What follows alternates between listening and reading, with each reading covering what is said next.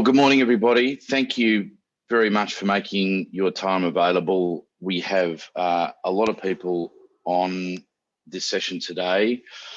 Certainly, it's been a very challenging year, I think, for all of us. Challenging in many ways, but certainly from a payroll perspective, there's been a lot of changes to legislation, JobKeeper, JobSeeker, and just generally the legislation of payroll generally is complex in Australia. So this session today, which is Payroll Compliance 101, really should assist a lot of businesses in navigating what would look like a very robust and careful process for payroll.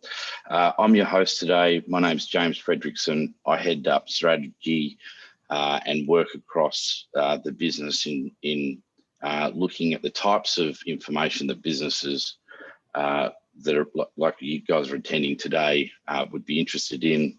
We've been overwhelmed really with the amount of people that are really looking to understand this topic better. I'm joined today by our Executive General Manager for Australia, Catherine Wilson. She joins us with Rihanna Verco, who heads up product for us. Morning, James. Morning. How are you both? Thanks for making your time available, Catherine and Rihanna. Today, I think I'd like to start maybe just quickly by asking you, Catherine, if you could just talk us a little through Aurion, how it started, and just a little bit about it, the organisation, and then we'll sort of cover off into questions about payroll compliance specifically.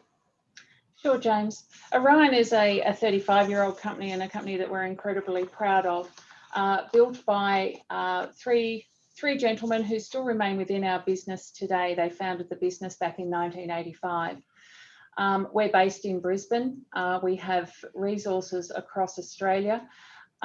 We are one of the largest and most trusted payroll companies with over 350,000 Australians that we pay every month.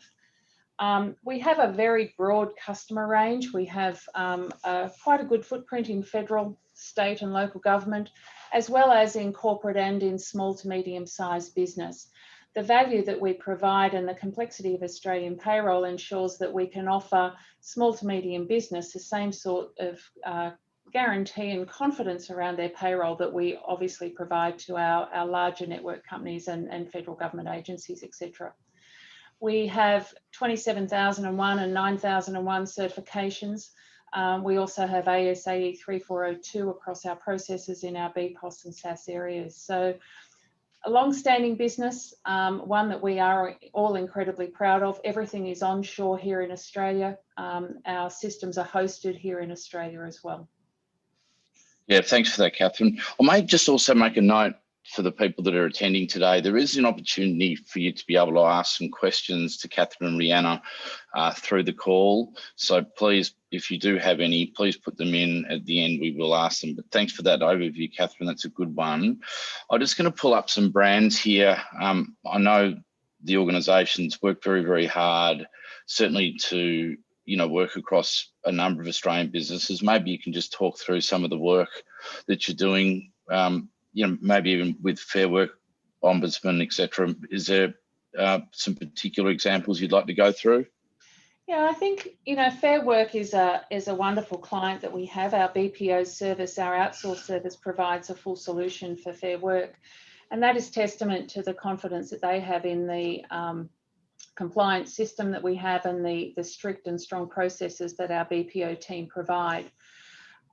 We have a lot of brands. We have one brand that we've had for over 30 years, which is ActuAGL in Canberra. As I said, we have a significant footprint in Canberra. These are a lot of our other customers as well, to show you the fair range of customers that we deal to. We have a Domino's Pizza, as well as smaller agencies and smaller companies with 10 or 20 employees. So our solution is really about the confidence of the solution. Australian payroll is incredibly complex with ever-changing rules all the time. So it's important that payroll can be seen as a back office function and that you have the confidence in the solution. Yeah, good. Thank you. just maybe you could just talk us through a little bit about payroll compliance and some of the general things that maybe organisations aren't thinking about or they need to think about if they haven't got it right. Yeah, look, I think there's a number of things around compliance, James, and as I just said, Australian payroll is one of the most complex payrolls globally. We have, for whatever reason, incredible complexities built into our awards, and every award is different. There's changing rules and regulations. ATO and Fair Work continue to change legislation and rules fairly often.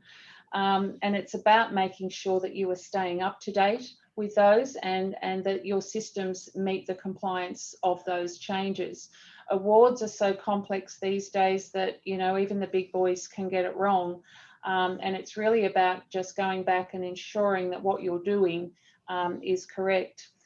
Our team here created a simple payroll compliance checklist, which we recommend people apply and just go through the questions and answers. And, you know, you should be having your components of the setup of your payroll checked regularly to ensure that you are meeting all of the requirements of the ATO and of Fair Work and everyone else. And I'll just make the point, Catherine, that at the end of this this session, we will be distributing that checklist to people, so so people have access to it and can sort of make their own determinations on the success of their current payroll compliance. But if I just maybe just touch on a couple of things, and I think, Catherine, you would agree that the organisations that are mentioned here, in no way are we suggesting or thinking for any moment that that there was anything underwater or any kind of, you know, deliberate attempt to get it wrong. However, these are very large brands. It's pretty clear that if they're having some problems in making sure that compliance is done properly, that most organisations could fall into a similar situation. Could you talk us through that a little? Yeah, sure. Can I just say first up that none of these businesses would we suggest that anyone has done anything intentionally wrong. It comes back to the complexity of Australian payroll and the way awards are structured. You know, there's a lot of common causes of compliance issues in paying people wrong rates, which can result in either overpayments or underpayments, and about not knowing which rates are right for which employees and when to pay them and when overtime kicks in and when it doesn't kick in and all of those sorts of things. So it's really about the interpretation of the awards and all of the conditions and everything associated with how employees are paid, that there needs to be really good rigour in and around, and it's not a set and forget. It's really about going back and ensuring that your setups are audited and that you are compliant year on year. You know, these people, all of these large organisations, you know, you look at that and your heart just sinks, because if someone, you know, as big as Woolworths have made a mistake, how easy is it for everybody else? Good point. Good point. Not to touch on COVID a lot, although it has been a year of COVID and has affected a number of businesses in different ways. Could you maybe, from just a top line level, talk us through the impact of COVID from a payroll perspective, Catherine, please? Yeah, I think, you know, COVID has changed all our worlds and turned it upside down. And within our organisation here, we went into survival mode when it first hit. And I think most businesses across Australia did go into survival mode. It was doing what we needed to do to keep our businesses running, to keep our people employed, to ensure that, you know, we could come out of it. From survive, you then go into revive, which a lot of businesses are now doing, and coming back out and re-establishing their footprint and getting their businesses moving again to eventually move into the thrive status, which is the desired state for all of us as leaders of organisations, as to how you go through that. There's been a lot of industries impacted adversely, obviously tourism, hospitality, and there's others that have actually been able to pivot quickly and not have as much of an impact back into their business. But payroll has changed significantly through that time with all of the government subsidies and things coming back in to support businesses and support employees. It was really about ensuring that the systems and everything were in place to do that. Great, thank you. And so I suppose that leads us to, the potential or, risks or areas within within a payroll process and some of the compliance challenges that organisations have. Maybe you can talk us through that a bit more. It comes back to that whole word complexity again, doesn't it? And everyone is different. We run, we pay over 360,000 users every month, and every payroll is completely different. It's how their super is paid, how their leave entitlements and things are generally calculated in association with how their award is set up. But it's really about the checks and balances that are in play to ensure that you are paying accurately, because the damage to your brand, if you pay your people incorrectly, is a really big bridge to climb back up over, because all of a sudden you've lost trust with your people because, hang on, my pay's wrong, and my pay's wrong again, second and third time. So it's really about ensuring that the accuracy of your pay is there, that the tax changes, and I had a call from a client a couple of weeks ago saying, thank you so much for getting the tax changes from the federal budget through so quickly. All of our people are really happy they've got more money in their bank this week. So it's those sorts of things with a payroll that you really need to be on it, because people's pay is something personal, and if you get that wrong, you can damage your own brand, as well as then have all the litigation that then comes from that if it gets out of control. So there's a whole list there of things that need to be checked. Internal fraud is also something that is the nasty thing. I guess you hear it on the news occasionally, but it's all the checks and balances and segregation of duties and all of those things which will give you the confidence that you're paying your people accurately, compliantly, and also on time. Security is another one I want to just probably touch on, James. Payroll data is the most hotly contested bunch of information on the dark side, where people, because you've got names, addresses, date of birth, tax file numbers, bank accounts, everything. So that is a gold mine for people who are trying to get in and under and get information out. So security is something that we take very, very seriously. As I said, we have our 27001 and all sorts of other things within our hosted environment. But it's really important because that is really valuable information that you hold within your payroll, and you need to ensure that you have full control of it and that privacy can't be breached, and obviously scams come in to take it. And while we're talking about that, Catherine, I guess as you work, or as we work with more and more companies, some of the security challenges within those organisations are the first things that we start to uncover, isn't it, through the onboarding processes? Yeah, absolutely. Brianna, I'll refer to you on that one. No, yeah, that's fine. Yeah, I'd say probably the most common data privacy risk is manual handling of information. Quite often you'll get people who defer back to email. So email is an extremely insecure channel, and quite often a number of very recent high-profile payroll scams have basically sought to intercept emails in order to take money. So wherever possible, using a secure data capture portal from the day that an employee first engages with your business, whether that's there as a candidate through to they're starting work with you. Collecting everything securely, like bank details, tax file numbers, etc., through a secure portal, not via email, basically ensures that you do that properly at the beginning, but it also gets your new starters and then your eventual employees into the idea that you communicate electronically, which is really what you want to do. And that needs to continue throughout the entire life of an employee. Like anytime somebody needs to make a change, that they do that via a secure portal, something like a self-service portal. A lot of tools come with those now. Mobile apps are also a really convenient way for employees as well. Thanks for the clarification, Rihanna. Makes a lot of sense. So if you looked at the issues that you thought the businesses need to solve, these are probably fairly self-explanatory, but did you want to cover those just a bit, Catherine and Rihanna? Yeah, look, I think, James, for me, with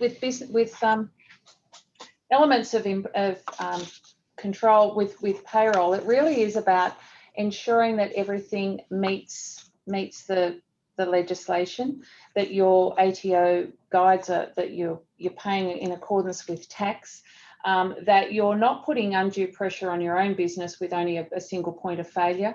It's really about efficiency, and as Rihanna said, removing manual process will remove a lot of risk within your business. And it's also then about removing cost within your business. You know, outsourcing payroll is a great value add as far as you have a fixed cost to serve. It's a back office. It should be seen as a back office function and an extension of your business, with the confidence that it is working and I can focus on my core business. Sure, makes sense. So talk through how people are paying their staff. This is, I gather, you know, this is really part of the process, isn't it? You know, how do they do it, and who's responsible for it? These are the questions really they should be asking, right? Correct. And you know, so often we meet with customers and they go, well, we really need to find a solution because Mary's leaving us next week and she's done pays for the last 20 years. Having a single point of failure is a really high risk within your business, because as you know, as I said earlier, not paying people, that's a really personal thing, and it does impact your brand. It's about you having the confidence and going home and sleeping well at night that you're not going to be a Woolworths or a George Columbaris, and that there will be discrepancies found with the way you're paying your people. You know, errors can be made. It's about the cost of those errors and the cost to your business and the cost to you of time of investigating that. You know, we all have our core businesses. We're all on this call and we have a core business which we focus on, and there's other activities within our business that need to happen to keep our wheels turning, and it's about the confidence that that is happening, absolutely compliant, absolutely secure, absolutely accurate every single time. So going through and asking yourself all of these things and identifying whether you've got any risks there that you could probably switch out with a different solution or an outsourced solution. You know, I look at outsourcing as a true value add. It's something that you can put a fixed cost to, and it just happens. It's, you know, like getting a cleaner in to clean your house. You know, it's done, and it's done to the right SLA every single week, and it's right. Great, thanks, Catherine. Makes sense. So, look, you know, with all of that said, and we're just going to be getting to the formal part, I guess, of this discussion, and then opening up to some Q&A. But where do you see an ideal, you know, payroll process? What do you think that looks like? And maybe that's for both you and Rihanna, Catherine. Yeah, I'll let Rihanna go forward. I'll divide it down into a few parts. From a pre-pay run perspective, the ideal payroll solution collects data electronically from everybody who's involved in the processing and does the calculation of what payroll entitlements are by itself. So ideally, it doesn't require a lot of manual intervention in order to get those calculations right. From a pay run perspective, it distributes all of the money to the places that it should go, whether that's employee bank accounts, creditors, superannuation funds, etc. And then post the pay run, it does a lot of its own checks and provides you with the certainty that you have done what you were supposed to have done. And I'll probably add in there, actually, back in the pay run, one, it gives you the opportunity to understand exactly what your pay run is going to be ahead of time before you actually commit to paying that, so that you've got an opportunity to catch any errors that might have slipped through. For example, somebody didn't sign off their timesheet, or they put an extra 10 hours on there that you didn't know about, etc. So you've got visibility and transparency throughout the whole thing. The ideal solution will give you that. And then you want that automation, but you want it to be done in a way that you still have the comfort. So you don't want it to just happen in the background and then, you know, you get to the end of it and you're like, wow, that's totally not what I expected. Like, it's got to be something that gives you that peace of mind on the way. So as we mentioned before, data security is a huge one. So that's why you want to aim for electronic whenever you can. There's a lot to payroll other than just giving your employees their money in the bank on the day. There are things like accruals, there are correct calculation of tax. So at the moment, for example, when we do things like the government will say we're going to change tax rates, that's been one of the other interesting things about COVID, is that legislation that usually pans out over many years. So the government will announce something and then it will be a couple of years of communications and negotiation with industry before those become reality. You know, that process has been shrunk right down to months for some of them. In a couple of cases, it's been a couple of weeks that very significant pieces of legislation have come in. So that means you've got to really mobilize pretty quickly. So you need a system that can support you with the automation of that. So tax is a really big one there. Also things like accruals. And then, yeah, the auditing thing, you know, I can't overstate that enough. This is really how not only do you prove to yourself that something is right, it's also how, you know, you prove to somebody else in the event that you have to do it that something is right as well. So it's always important to consider, and I definitely don't suggest that anybody here is going to ever fall afoul of Fair Work and be breached. But if you're in that situation, all of the onus is on you to prove that you did the right thing. So basically, there's not a lot of onus on Fair Work to prove that you did something wrong. It's the other way around. It's basically you have to prove that you didn't do anything wrong. So it's good to have all of that data available so that you've got that peace of mind, and B, you can go back to it if you need to. Mm-hmm. Very active tools for, you know, pay run, kind of understanding exactly what you're up for and whether or not there have been any issues. Things like exception reporting, for example, a good payroll solution will tell you, oh, this is 5% more than the last pay run you paid. And then you might go, well, that shouldn't be right. It's exactly the same thing as I did last time. You know, where did the 5% come from? Or 10% or whatever the threshold that you think is realistic for your business. So it gives you the opportunity to go in there and sort of say, okay, this is not what I would have expected. Mm-hmm. Makes sense, Fiona. Thanks for that. And I guess then maybe could you talk through some of the reasons why people outsource payroll? I mean, there's been so many discussion points today about, you know, compliance and what businesses need to think about, but there's going to be some people on today's session that are doing it themselves and thinking to themselves, you know, do we really need to be doing this, or should we be finding an outsourced partner? Maybe you can just talk through that a little bit. So there's two predominant reasons, and a third one that's well, actually, sorry, there's three, and a fourth one that's become very important this year.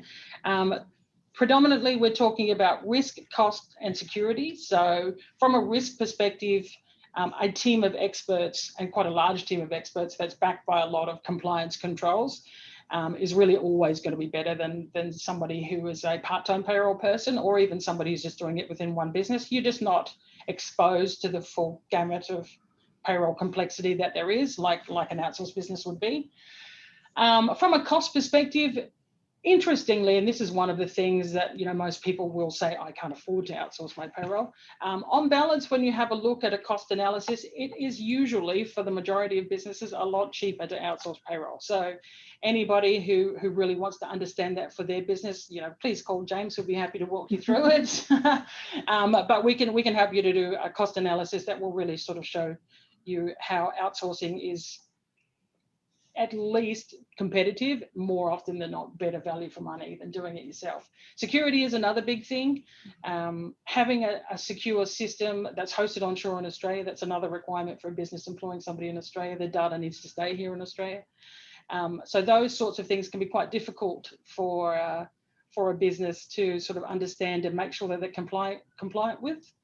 The other one is probably speed. So, and this is really a COVID thing, but we can expect this to happen a lot more. When legislation changes happen, it's quite a lot for you to get your head around as a business owner or somebody in finance, for example. Then you have to implement those and then check that they're working properly after they happen.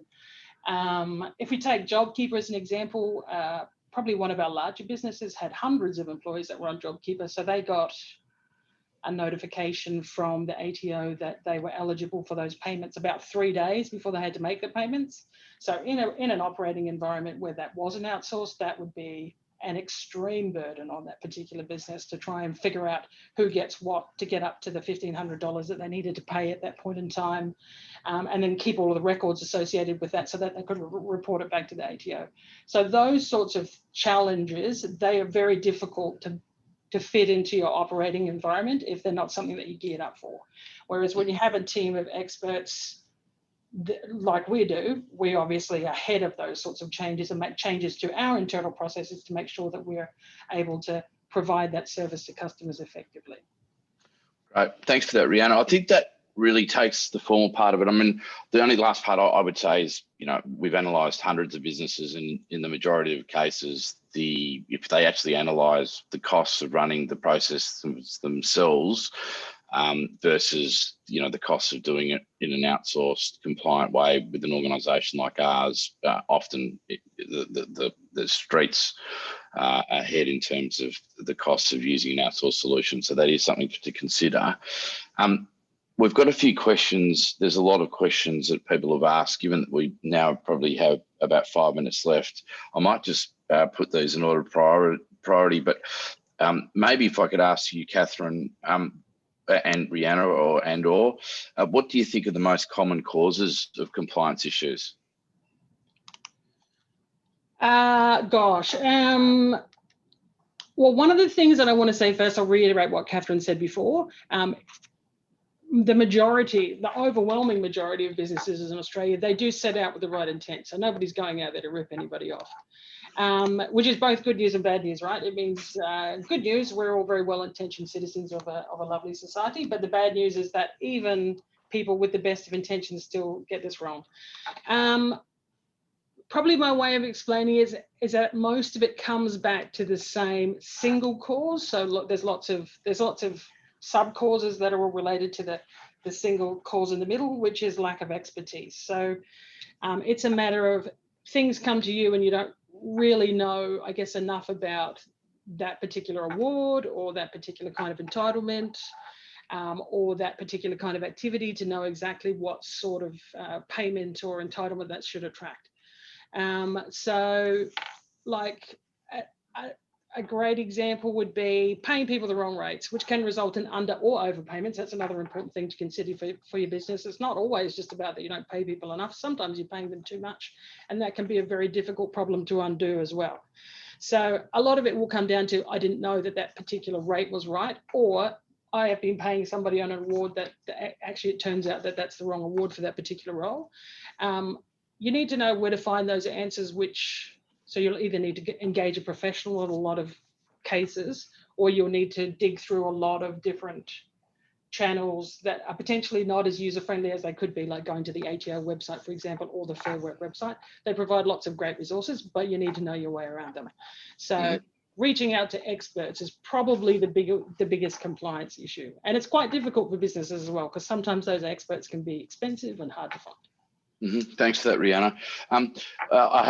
We've got another question here. I think this was on the back of the outsource question, and the question is, you know, if we outsource our payroll, do we actually talk to a team, a person, or is it a ticket system? You know, like sometimes it happens with IT, like it's being an electronic process. Maybe you could just talk through that.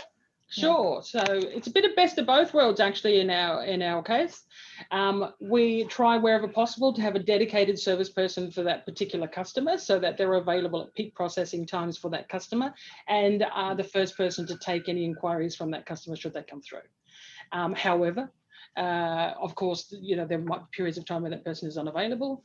And at that point, you're able to defer back to the entire team of people, and everybody should be able to, and this is the model that we aim, the service excellence we aim to achieve. Anybody should be able to pick up your particular customer environment profile, the information. We have all the tooling in place to support this, the information that's specific to your customer environment, so that they know what they're dealing with. So we aim to, because it's always better to, you know, build a relationship with the same person all the time. We totally take that on board. All of our people are based here in our office, actually in Brisbane, just behind us.